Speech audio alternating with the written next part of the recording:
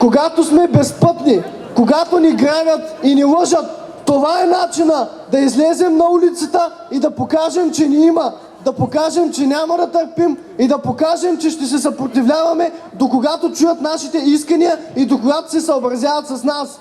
Искам да ви кажа, през изминалата седмица имах възможност да направя справка с държави като Великобритания, като Канада, като САЩ, като Швейцария, като Франция. Искам да ви кажа, че най-бедната държава в Европейския съюз, населението на България плаща едни от най-скъпите сметки за ток в цяла Европа. И това не е само за ток.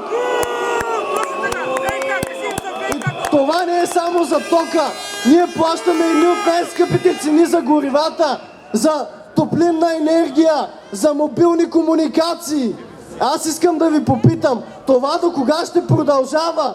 Има ли днес тук недоволни хора, които искат промяна?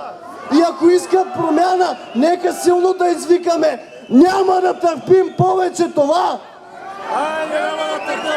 Долу! Долу! Долу! Долу! Долу!